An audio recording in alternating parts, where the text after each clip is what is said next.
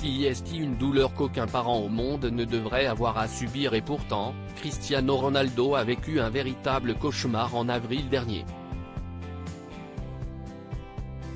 Plusieurs mois auparavant, la star de Manchester United et sa femme se réjouissaient sur les réseaux sociaux de l'arrivée prochaine de leurs jumeaux et on savait même qu'il s'agirait d'une fille et d'un garçon.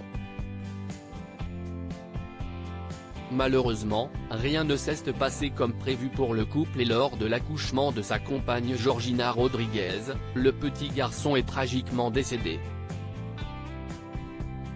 C'est avec la plus grande tristesse que nous devons annoncer que notre bébé est mort.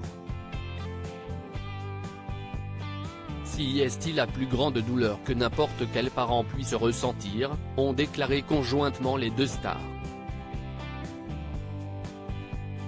Dans leur malheur, ils ont tout de même pu accueillir la petite Bella Esmeralda dans leur foyer. Seule la naissance de notre fille nous donne la force de vivre ce moment avec de l'espoir et du bonheur, poursuivent-ils dans leur émouvant message.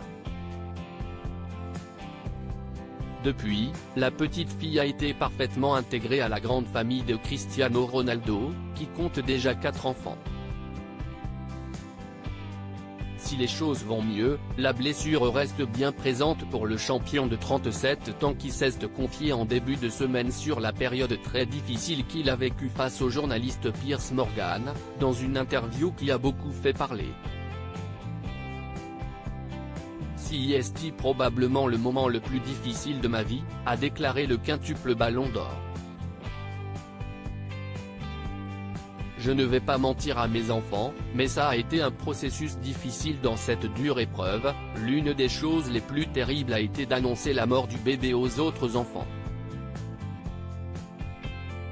Gio est arrivé à la maison, et les enfants ont demandé où est l'autre bébé, où est l'autre bébé, raconte Cristiano Ronaldo dans cette interview diffusée sur Talk TV. Finalement, les deux parents ont pris le temps de la réflexion avant d'en parler à leur progéniture.